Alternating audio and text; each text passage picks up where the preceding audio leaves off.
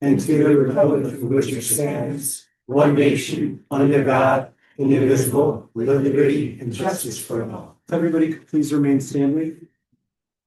I'd like to have a moment of silence for Attila Benke, Charles Landis, Elizabeth Johnson, and Coach Frank Keene.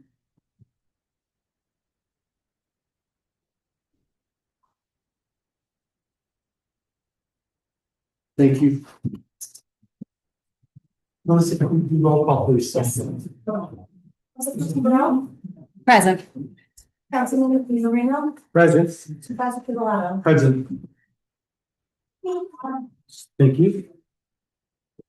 So just a little bit of a change, so everybody could have it on record. On your agenda, you'll see that the emergency calls for all emergency service are in print. There's just been questions of people asking after meetings and things, so we thought it would be better to just put it on everybody's agenda so you can take the information with you. At this time, we have some very special guests in the room, and we would like to make the following proclamation. Henceforth is a proclamation naming November 30th Yellow Jackets 2025 8-man varsity football team day in the town of Highland, New York. Whereas school team sports positively impact students by boosting the physical health, improvement of mental well-being, enhance the cognitive skills, and build essential life skills that foster character and confidence. Whereas the Eldred Boys varsity football team has had a record-breaking and truly historic season, achieving milestones that reflect both their athletic talent and their dedication. Whereas our varsity team earned the title of Section 9 champions, a victory Eldred has not achieved in 13 years, and proudly made their first trip to Syracuse for the postseason play unprecedented for the town of Highland. Whereas the team's excellence extended beyond the field as well. For the first time in recent years, the team was named New York State PHSAA Scholar Athlete Team, demonstrating their commitment to hard work in the classroom as much as on the field. To earn this honor, 75% of the team must maintain an academic average of 90 or above. We thank the Eldred Central 2025 varsity 8-man Section 9 champions and state finalists. Number 1, Trey Kaufman. Number 3, Connor Ronaldo. Number 7, Mason Tice. Number 9, Jake Carr. Number 10, Liam McGill. Number 11, Adrian Banich. Number 14, Cohen McGill. Number 20, Jacob Tice. Number 44, Orion Schneider. Number 47, Nathan Kinney. Number 50, Matt Merrill. Number 60, John Jack Scully. Number 62, Patrick Bangs. Number 66, Luke Potter. Number 70, Matthew Moravito. Number 75, Jaden Deletto. Number 77, Adam Coney. Number 88, James Dyerman. Coaches Todd Keast, Hunter Klovenbach, Anthony Margarom, Brian McAvini, Sean McAvini, and Vinny Reno.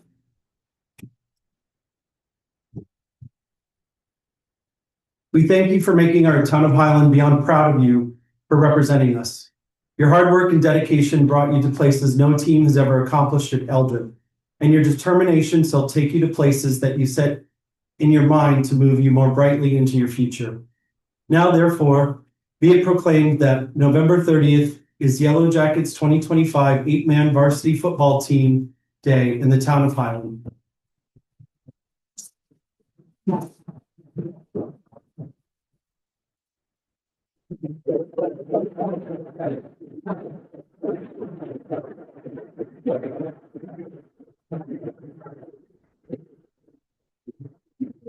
So we're really very proud of you guys. This is just a temporary plaque that we're going to put up until we get the real thing. We have an engravement going on our Hall of Fame over there on our Town of Highland Wall of Fame. We have some additional honors that we also wanted to share. James Dyerman was named Section 9 Lineman of the Year.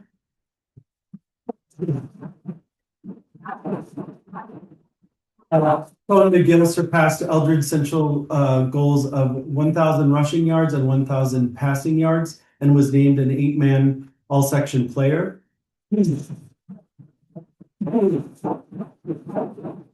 And additional all-leaguers include Connor Ronaldo and Luke Potter. So thank you.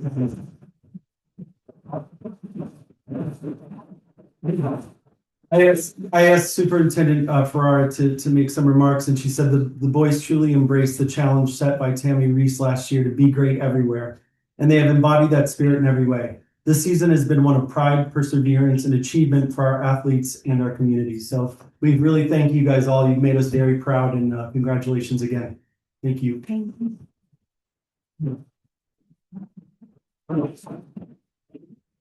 And I would like to call like a motion to call like a 5-minute break or recess, so that the boys can enjoy some food and not have to sit through our boring meeting for the rest of the day. Do I have a motion? Make a motion for a 5-minute recess. Second, okay, all in favor? Aye. All opposed? Any abstentions? Please enjoy your refreshments, and thanks again for coming, you guys. Thank you.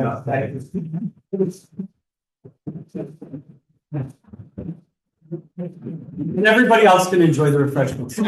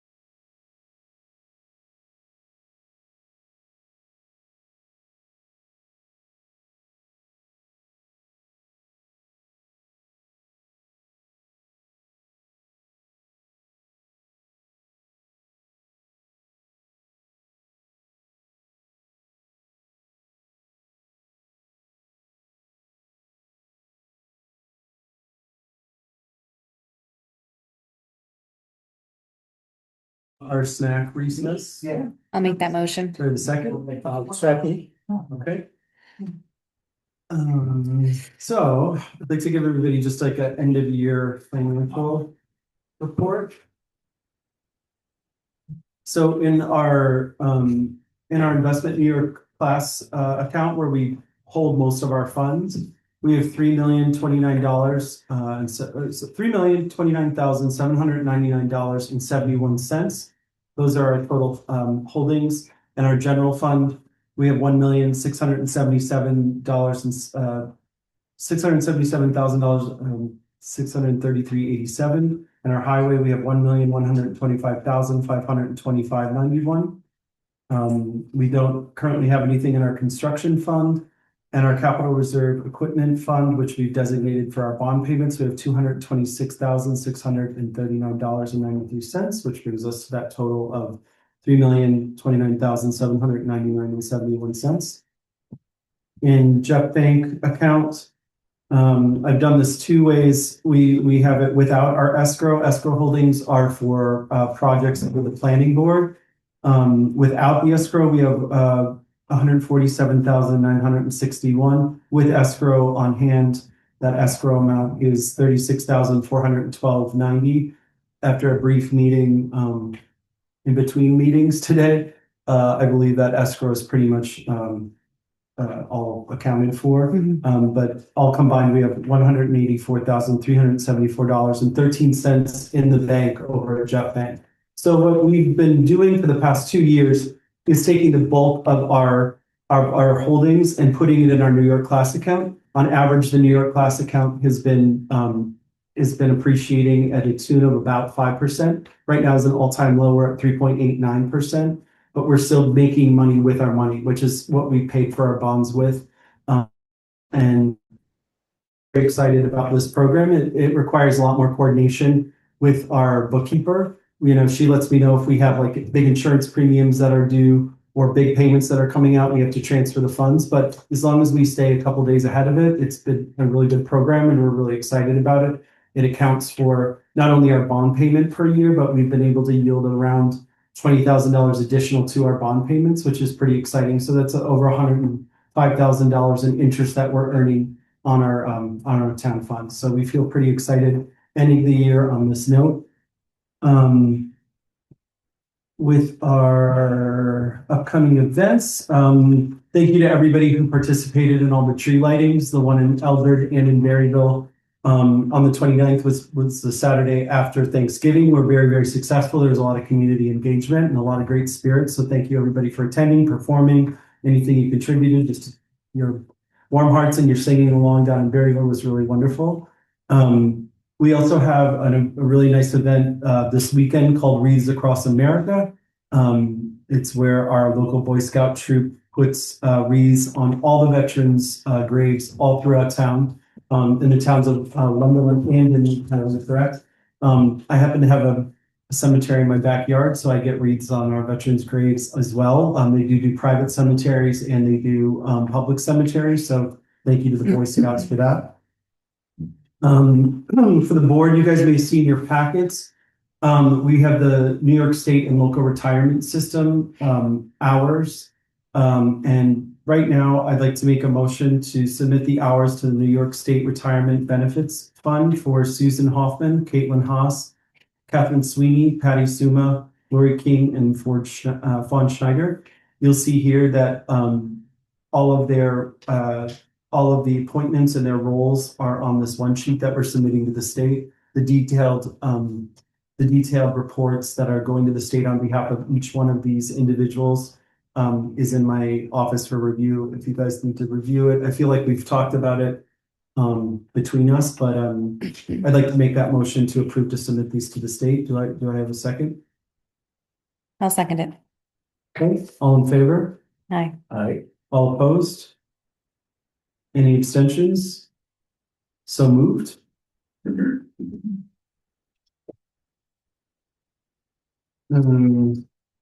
We've set a court audit date of Monday, December 15th for 2 p.m.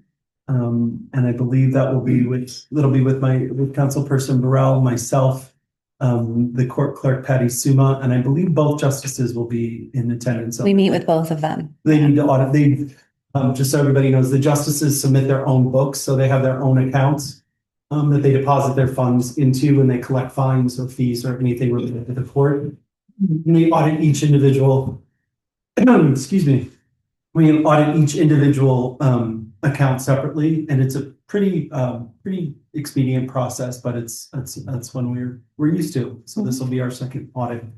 And I also just wanted to say thank you to our outgoing elected officials for their service, Caitlin Haas and Susan Hoffman. And I'd like to welcome our new board members, Chris Dickey, Frank Monteleone, and Sonia Kidney in the clerk's office. And now it is time for Mr. Joe Barnes. Okay, since the last meeting, we've removed the heroes and flag around town, the heroes banners and flags. We put up Christmas lights on the town hall and ambulance building. Did a cleanup day at the senior center of the branches in the front yard and all the leaves with the blower on the back of the tractor. The back of the tractor also again blow leaves out of the ditches in Minnesota Ford area and Corkscrew Road. Get the plow trucks ready for snow and install the wings. And of course, the snowstorm last Tuesday. Reached some repairs on the trucks after the snowstorm. And we received 500 tons of road salt this past month. Great, thank you. That's what I have. And thank you guys for your work on the storm. I feel like the roads were maybe filled with snow for about 9 minutes. You heard the plows go over and over and over. So thank you guys for your work. It was a really wonderful storm, and it could have been a lot different. So thank you for everything you guys did. As Joe and I have been scrutinizing the numbers, the CHIPS money that we're still in receipt of, and then sort of analyzing where we're at with our New York Class Savings account, we realized what we've been talking about for the last couple of weeks is something that can be accomplished with our funds that we have on hand. So we are going to not be bonding our next front loader and plow. It's a relative cost of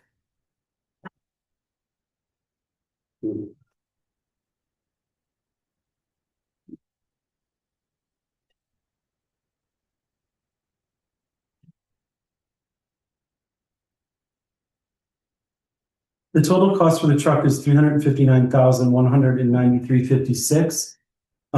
We basically, what we were wondering is, could we secure this pricing because the cost of vehicles is going up? Same thing with like all this type of equipment, all the chassis equipment and everything else. And so we wanted to arrest this price, the $360 roughly.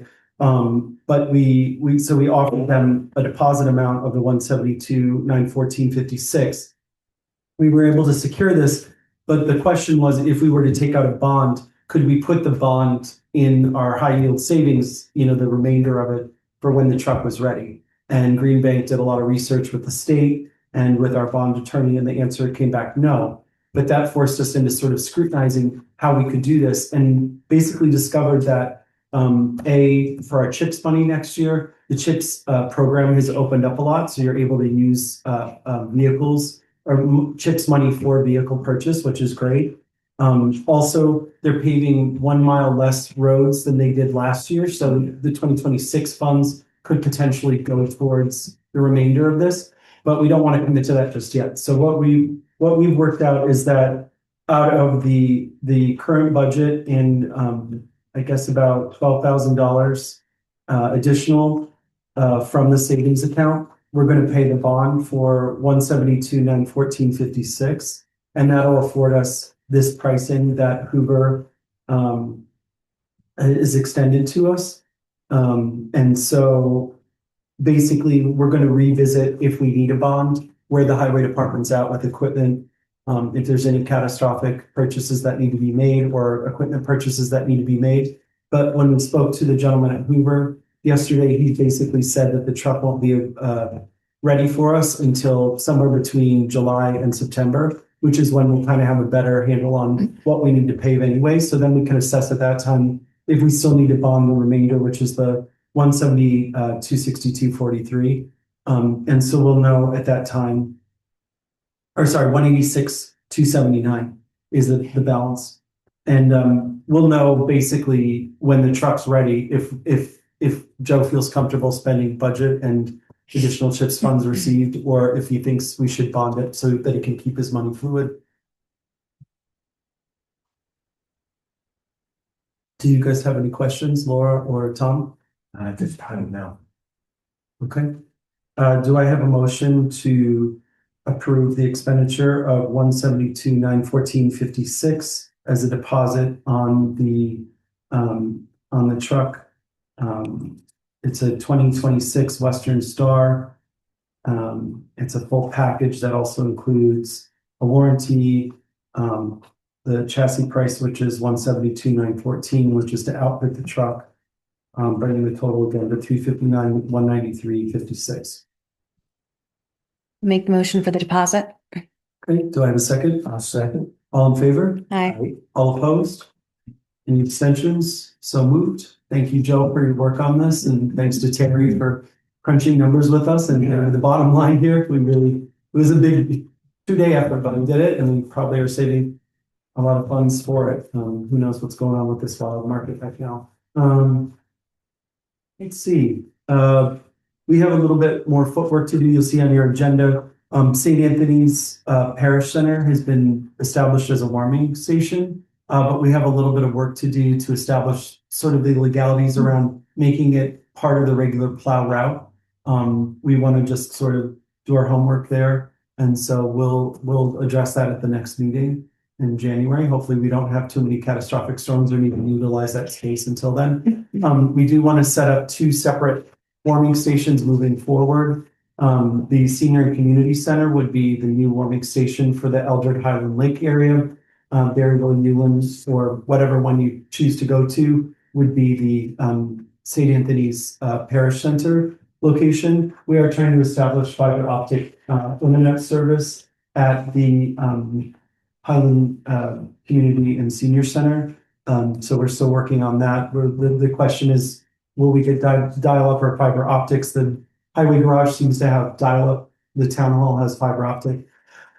So we're trying to establish fiber optic so that it can be a true, warming and emergency center for people. The problem with Spectrum is that when the power goes out, Spectrum goes out because it's tied to cable. So we're trying to stay hardwired with Frontier at this time. Next up is Christine Martin for the UDC report. Do you want to grab the podium, please? Yeah, hi, thank you very much. This is a letter from the Everett Delaware Council. The same letter is being given to all of the towns and townships that are members of the council. And so it's addressed to Johnny Pizzolatto, Highland Supervisor, and all of the town council board members. The Upper Delaware Council is respectfully requesting your consideration of $1,000 stopgap contribution to our organization, which is experiencing a budget deficit due to subsisting since 1988 on flat level federal allocations and 0 of the 40% shares operating aid expected from Commonwealth, Pennsylvania, and the state of New York. And in this diminished capacity has had a direct impact on the UDC's ability to fulfill responsibilities and provide advocacy on behalf of each of the municipal members. I won't go on, you get the gist of it. There's a serious deficit right now going on at the UDC. They're having to cut back on so many programs that they used to provide. And having been on the council as a representative for Town of Highland for the last couple of years, I mean, I really come to respect what they do. At first, I was like, what the hell do they do? What do they do? You know, is it really valuable? But it is really valuable. It is, I see it as like, it's like a place where all the things that are happening along the river corridor are come together and are recorded and reported, and it's just, it's a really necessary place, you know, and if you have ever come to the meetings, there's always these great, you know, informational sessions where people come in and do sort of like educational programs. And then there's the newsletter, which I agree, you could use facelift, but it's still very informative.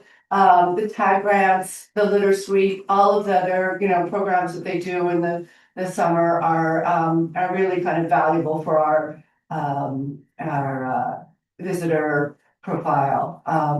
So I submit this letter at your you know, for your consideration. Thank you very much. And you can let us know anytime. Great, thank you, Christine. I just want to make two comments. Number one, the UDC is very unique because it's an interstate organization, which is very rare. New York State and Pennsylvania sort of have this alignment together that's established the Upper Delaware Council. So we get equal representation on both sides of the river for both Pennsylvania and New York.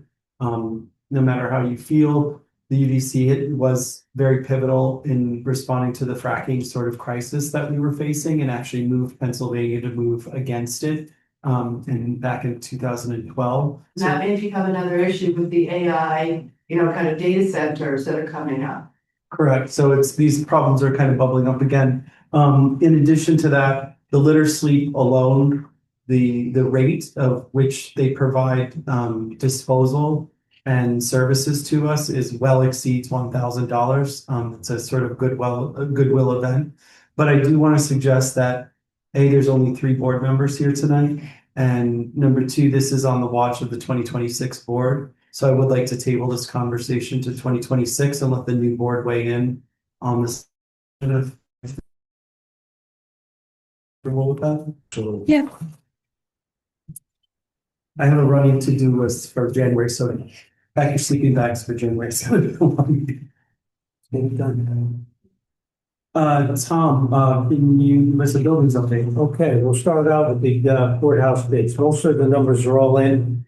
We're gonna have to sit down and go through them once again, level the bids.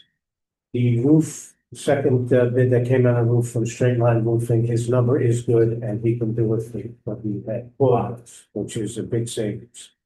Can we stop and explain that to the public really quick? If you don't mind. Sure. Sure, we just had 2 roofing bids and one was, there was about $30,000 difference, which made us both very nervous. It's not 30,000, it's about 20,000. They did it about okay, perfect. So he refined it and now it's about $20,000 difference. But it gave us a pause. I mean, we have 2 vendors, well-meaning vendors coming with that in the certificate. So what has to happen, we have to level the bids. We have to go through all the numbers and try to, things are a little bit, became a little complex on how we're gonna do the exterior of the courthouse. Originally, it was gonna be a repair to the stucco. Now we're gonna redo the whole outside of the building with this product that's called Dryvit. It's an insulation board that goes on top of the existing building. It's a fiberglass mesh that gets troweled on and then a coat of this mortar mix with the color that's in it is finishes the outside of the building. So that's the route we're looking to go right now. It'll give us protection for probably the next 50 years or so. I requested at the workshop meeting that we hold off on leveling these bids till Frank Monteleone is sworn in. He has a great and extensive construction background. He can help us figure this out. So that's what we're gonna do come January, as far as the courthouse goes. We have a little problem at the highway garage. Seems like our well pump is pumping water for about 3.5 minutes when they're using the pressure washer to wash off the trucks after a snowstorm to protect them from the salt. And it stops working, or we thought at first the well was going dry, but we believe it's the well pump. So Joe reached out to a well pump, drilling company. Who did you reach out to, Joe? Well done. Okay, he's gonna provide us a price, and Larry Fry is also gonna provide us a price. So once we get that, we'll get that fixed right away. Who's the other vendor? I'm sorry. Who was the other vendor? Hook, yeah, they are well drillers. If that's the case, but that's what we believe is, there seems to be enough water, correct? That's what we were told. According to Hope, we looked down in the well and we said it's now probably 60 feet, so there's 200 foot of water in the case. There should be plenty of water. We also had an electrician come in and check the voltage, Yeah. but he said that was okay. And what they were doing. Yeah. So we're not 100% sure, but we're gonna say it's the well pump for now. As far as the community center, there's been some repairs made there. We put a new faucet in the men's room. The urinal had to be repaired. Another toilet had to be removed and the line had to be cleared again. And a special thanks to the highway department once again for cleaning up the leaves around the building. Thank you. Town hall, Christmas lights. The highway department again, thank you. And a special thanks to Melissa for decorating. Yeah. This is 12. That's good. Beyond what she had to do with the exterior, the decorations, as well as the interior. And what she had done, she cleaned up around here and got rid of some clutter. Mhm. She moved a couple of things around, reorganized the chairs, and I really appreciate it. Thank you, Melissa, once again. Basically, that's where we stand right now. Yeah, I just received from the New York Health Department of Health. We've had 100% health inspection here at the Senior Community Center. No critical violations, no non-critical violations, no deficiencies.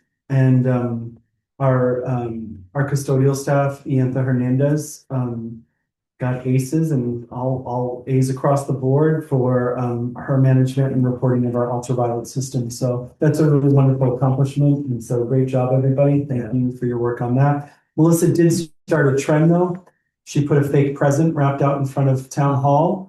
And so FedEx started dropping packages out front of town hall next to her lit gifts, including several $1,000s worth of medical equipment that the town had ordered. So I don't know if you guys have been seeing on the social pages, but FedEx has been an absolute nightmare this season. So please check your yards, check your packages, check on your neighbors. If you see packages in the middle of the road, maybe at the ditch. I mean, it's really been a nightmare in these parts. It's because they've hired a lot of third-party delivery services. I've already called and complained about the defibrillators, but they're well aware of the problem. They basically hired third-party contractors who are doing it in plain clothes and in their private vehicles, and I think that's why we're getting the sort of disparage from what we're used to. Right, John. You can let them know it's still going on.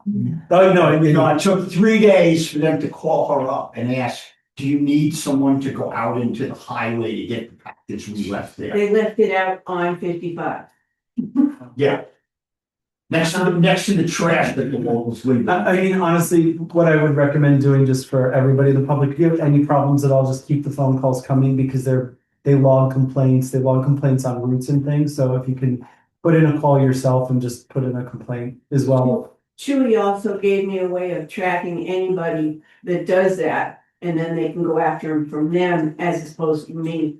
So, You don't have to the competition. so I'll send you the information on how to snag them on that. Okay, I appreciate it. Thank you so much. Yeah, it's a big problem. People are ordering things. You have gifts coming, for us, it was like, very important medical equipment that we were waiting for. It was out. You had I think Erica was like running around the building looking for some time sensitive plans. Thankfully they weren't there, but yeah, we're checking there now. Laura, do you want to give us an update on our grants? Sure. So we are just about to submit all of the receipts, including vouchers for work performed on the senior center, community center, which is the final step in a 9-step process. We were up to 8 at the workshop. Now we're on to 9. And again, to the deputy clerk and the town clerk for organizing and keeping us on track. But in that process, we have to think about how we're collecting labor hours. Our voucher system is all over the place. Every individual who's working for the town kind of fills out their own timesheets. And so we've decided it would be best to create a voucher that are specific to grants and work performed during those grants, so that it can be a much simpler last step. It takes a little while to collate what hours were performed on tasks at the senior center, specifically grant related, rather than a normal cleaning schedule, or painting trim versus, hanging lights. So we're going to change the vouchering process for our maintenance and cleaning crew, because we do have upcoming grant work at the courthouse and again here in town hall. So we're going to implement new vouchers for work performed during grants. We have an upcoming meeting related to the DEC grant. We were granted $70,000. We still have not fully accepted that we will do that work. We're going to meet with the partner Growing Soul. Her name's Jessica Weiss. She did present to the town during the February town board meeting earlier in the year about this grant. And we just kind of want to make sure we're all on the same page in terms of work performed, how that meets the need for match, so that no taxpayer dollars go towards using this grant funding. And that meeting will be Friday, December 19th at 10 a.m. in the Community Senior Center. And then install and maintenance, I'm not quite sure what you. Oh, our signs for our Oh, signs, yes. the ground, the winter came early. So we had to table the two signs. We have one sign going in on Proctor that faces the Lumberland side. We're moving that probably about, 10 feet, 10 feet west of where it is right now. So that it's not back to back. Our sign sort of dwarfs the Lumberland sign. Linda Hazen, who maintains those gardens, is gracious enough to say, I'll build and maintain your new garden for you. So we're gonna move our sign about 10 feet, but 10 feet south of theirs. And then also have a new garden there. So that's really exciting. And then once the highway department and I and the sign installers and everybody kind of had a big meetup, we were going to put in a new wayfinding sign right on the border of Highland at Ascawana Campground.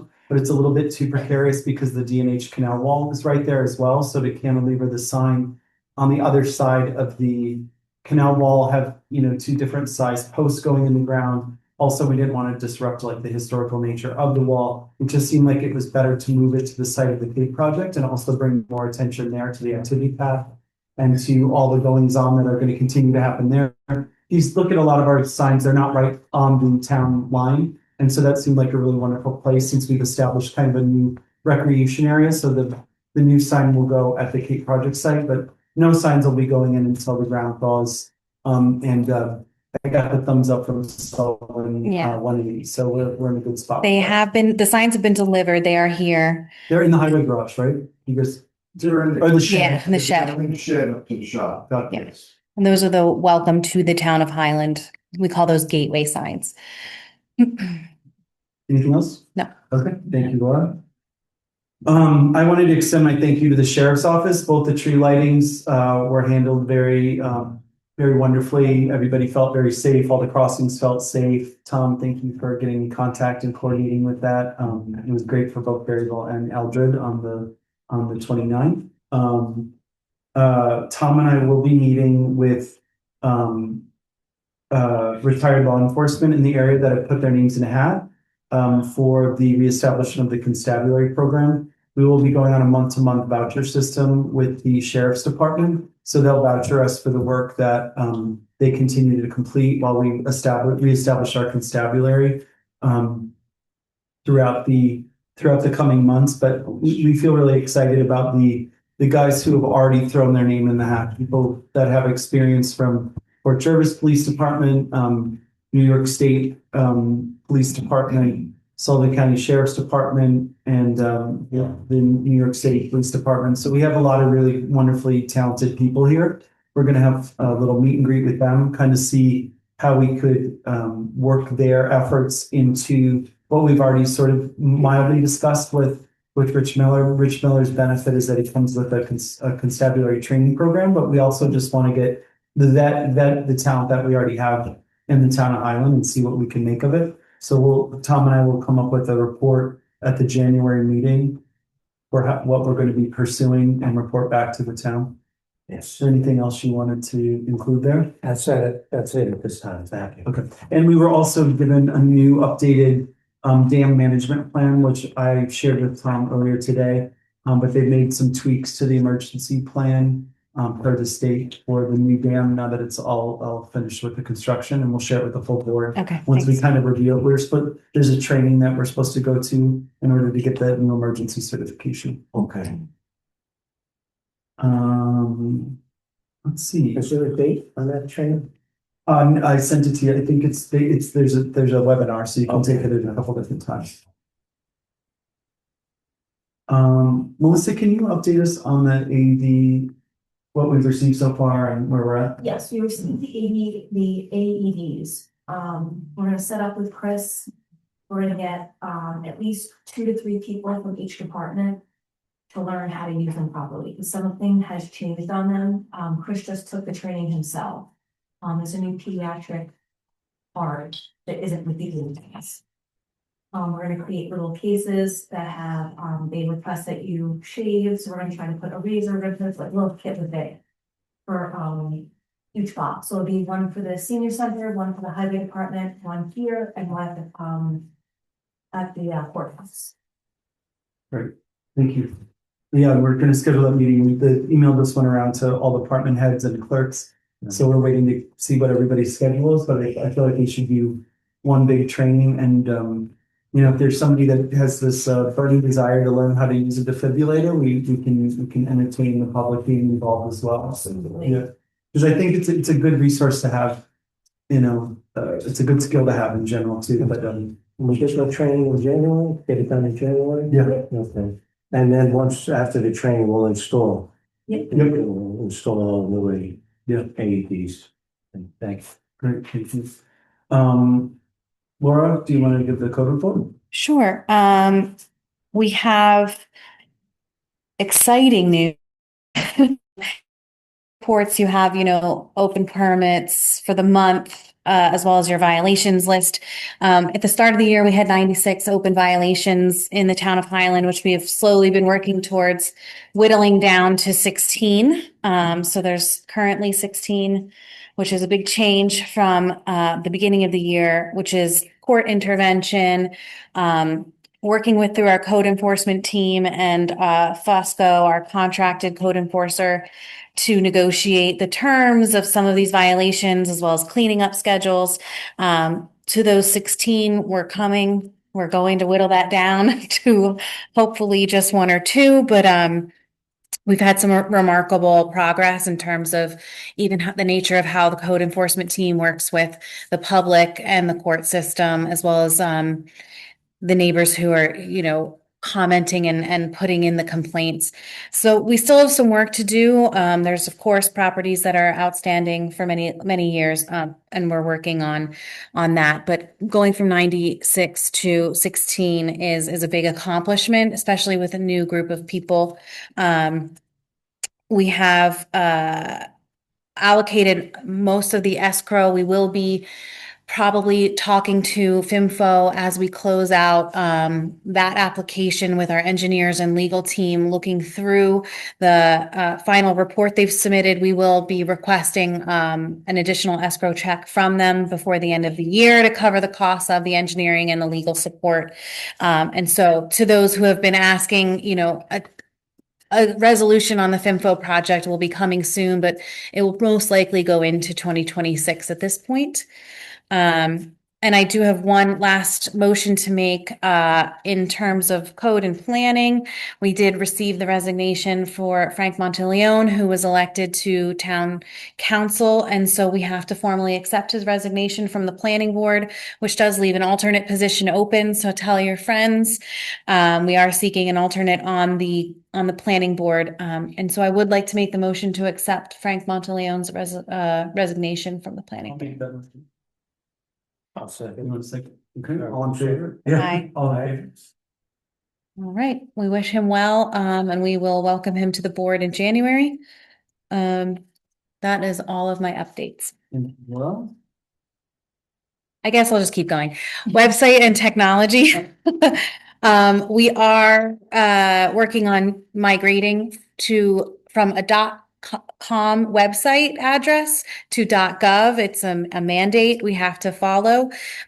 We did get word today that townofhighlandny.gov is available. And so we've put in the request to secure that, and we'll be working with Doreen Warner, who created and developed our website along with a former councilman Gudekunst, to make that migration seamless, make sure the website is available without too much interruption. In the same vein, we will be uploading the brand new writable PDF that you can download and use or type into and use for vendor and peddlers. And so if you are vending or peddling in the town of Highland, it is $100 application fee. It does require a copy of a driver's license and a car registration. And because of the nature of some of the questions, we have to ask the applicant, and it does need to be notarized, sworn, and stamped. It wasn't something that we could create a web page for and have it just live digitally. And so that will be uploaded to a vendor page that's being created. Further streamlining some of the paperwork out of the town clerk's office, which was an exciting project that we got to close very quickly at the end of this year.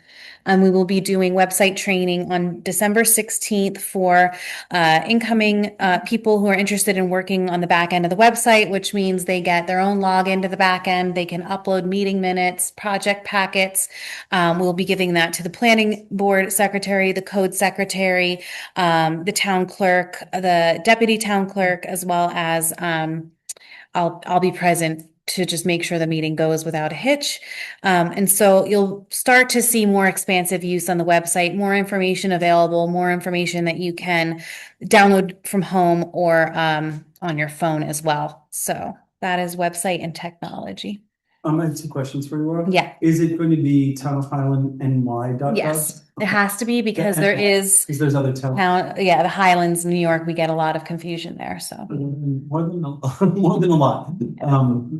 Okay, great. And then my second question is the forms. Will building permits ever be on the code portion of our site? Like, They you have know, been, but they'll all live and they'll stay in the migration like every form we have. yes. Great. So that was just the only new one. This is added, this is brand new. It didn't ever exist as a form. Got it. And the code complaint form is still on. That's live. You can type in. You can also go into the town clerk's office. They have a physical paper copy if you want to write a complaint. We also accept them via email, but there is a writable form on the website. Okay. And also, I would like to make a motion that we approve Melissa Denlinger to be the admin for the Facebook site as well, so that she can start communicating and we can transition easy between the two. Like meeting dates and Meeting dates, public notices, things of that nature. Just because there's a little bit of lag before people are sworn in, and so we have to add her as an admin. So I'd like to make a motion to add Melissa Denlinger as an admin in the interim on the Facebook Town of Highland page. Do I have that motion? well, Melissa, do you accept that responsibility? Okay. I'll make the motion. Okay, I'll second. okay, all in favor? Aye. All opposed? Any abstentions? So moved. Okay.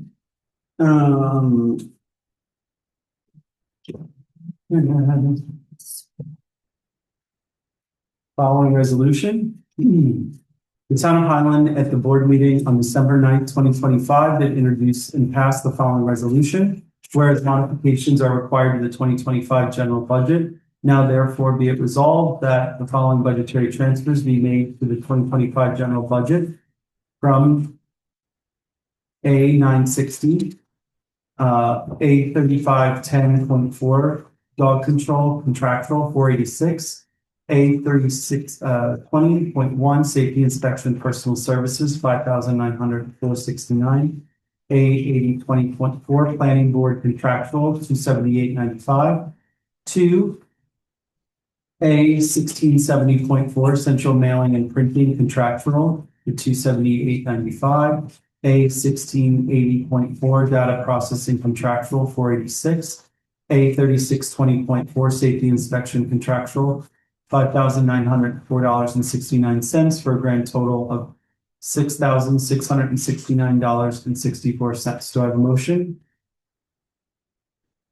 I'll make that motion. Do I have a second? Second. All in favor? Aye. All opposed? Any abstentions? So moved. Do I have a motion to pay general abstract number 12-2025 claims 371 through 401 in the amount of $42,779.48? I'll make the motion. Do I have a second? I'll second it. All in favor? Aye. All opposed? Any abstentions? So moved. Do I have a motion to pay highway abstract 12-2025 claims 116 through 127 in the amount of $63,291.94? I'll make that motion. Do I have a second? I'll second. Thank you. Do I have a motion to pay Eldred Streetlights number 11-2025 claims 11 in the amount of $144.07? Do I have a motion? That motion. Do I have a second? I'll second it. Thank you. Do I have a motion to pay Sullivan 180 Grand 6-2025 claim number 6 in the amount of $3,980? I'll make that motion. Do I have a second? I'll second. Thank you. That, do we have any public comment? Carney? It has been said a time or two that people are tired of me speaking out at every meeting. And honestly, I can understand that, especially if you're a fan of Supervisor Bottom. But he has the stage for most of the time at the town board meetings, and the information he shares is what gets printed in the local papers, but it's not.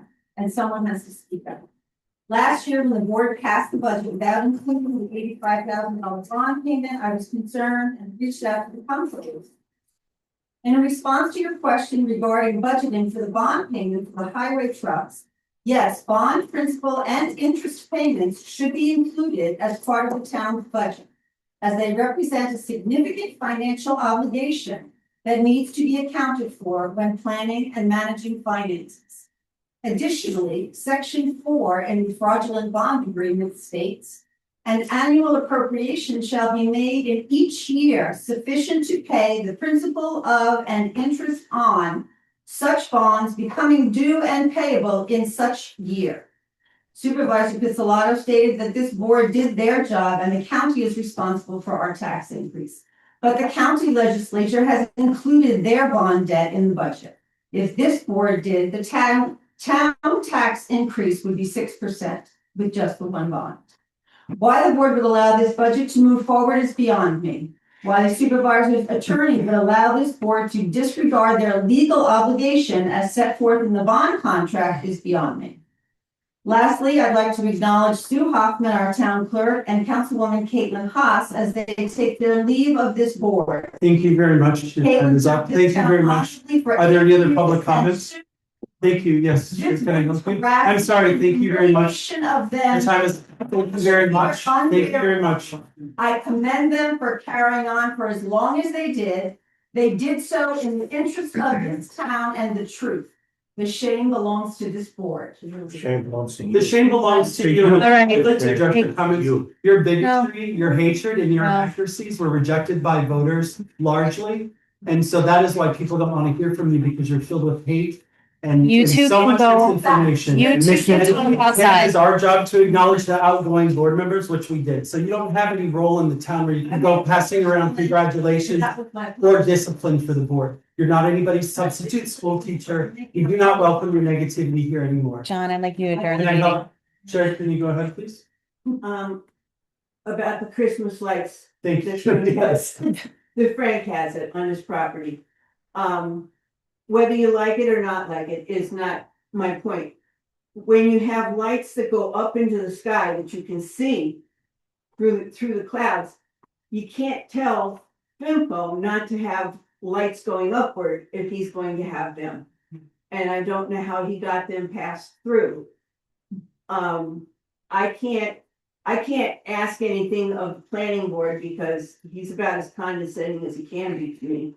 So if I say something at the planning board, it goes right out the window. Well, what I can tell you is, if you do truly have a code complaint, you're more than welcome to fill out like a code complaint form, but these are seasonal lights. I think that's the difference, whereas FinFo is providing like, permanent structure. What they're suggesting or proposing, part of their plan is a permanent structure. And this is a seasonal, A cement base is The a structure, structure. the structure is up all year long. My question simply is, when was that specific thing approved? I don't know if it requires a code approval, but Don, you can. To put a cement base in? No, his property is his property, so he can have a cement base, whether the lights are, if he was putting in permanent, I mean. It would have been part of correct me if I'm whatever wrong, Yeah, site plan, special use permit, whatever individual guy. yeah, I mean, if you truly wanted to move this, you could fill out a complaint in the code department, then the code enforcer would review your complaint. And then they would either move it along to the planning board if they thought it was necessary, but I would urge you, if you have any problems or questions, to put a complaint in, and then the code enforcement at least can take a look at it. Does that satisfy your? The lights going up into the sky are, whether they're temporary or not, you wouldn't allow them anywhere else. And they should not, the lights on the stand are one thing, but the lights that shine straight up into the air, like Klieg lights, we're not Hollywood. Is there, do you know if there's anything in our current code that talks about light pollution or light? I mean, they went up There- since we came here, so it's not like something pre-existing. Right. So there's hours of operation for something like that, and he closes down within the timeline that's set forth in the code. But how would we know? How would we know that if it didn't go through any public process? And then all it does is create suspicion, which may not be warranted, but in the absence of answers, you got a problem. Yeah, I mean, you should go ask ask our code enforcer to see the plans. That's not. He put that, but he pays for that, and so many children. So if I'm paying for something on my property, there's a lot of people, just because I pay for it in school. You're a troublemaker too. But again, what I would urge you to do process-wise is, if you truly feel strongly about it, please just put in the complaint on either via the website or like in person within the location. The code enforcer will take a look at it, and then if there's any sort of further actions, you can also talk to the planning and zoning board secretary who's in the audience next to you, and she can help you out with that as well. And we'll vet it, like we'll see if there's anything in the code that both the code enforcer sees is something that kind of touches this. And if not, you do have the opportunity, we are in a code rewrite. This next year, we'll be focusing on everything that we've collected from the comprehensive plan sessions. So if that's something that you truly feel moved by, you're more than welcome to attend those sessions and submit that. Yep. Referring to the comprehensive plan leads into something I've been concerned about and continue to be concerned about. And that is, we need to have a moratorium on short-term rental special permits until we figure out what we're doing with the code. Because as long as we have the current system in place, there are people either on the board who aren't allowed to vote their conscience, sincerely motivated to do. Do you mean this board or the And- planning board? Planning board, Got it. okay? And then that effectively disenfranchises people out here who count on those people to do things. And there's no reason why you can't. It's not saying you'll never have them again. It just says we have an uncertain legal situation that's causing problems and is causing conflict. And the way you deal with that is through a process. But in the meantime, you don't keep giving these permits away. Because we are now at a point where they're becoming strictly commercial ventures in residential zoned areas. And that is a formula for disaster. It creates precedents Thank you, Joe. that people can cite. Thank you. The other question I have is, since it's come up, could you, if you don't want to do it tonight, fine. Could you outline what you expect the process to be in terms of how we go about reestablishing the constables? And to get some information about some of the people that we're relying on. People like Mr. Miller. I think we're entitled to answers to some very detailed questions about other entities that he has advised or helped create systems for. Thank And you. the more information you get, the less suspicion there is. And the reason that, the reason this matters to me is our horrible experiences. But so far, I notice everything is consulting one side of the equation, which is the law enforcement side. Okay. thank What you. about I'm people on the other Joe, I'm end? gonna stop you. I'm gonna stop you right now. We did report on this earlier in the meeting.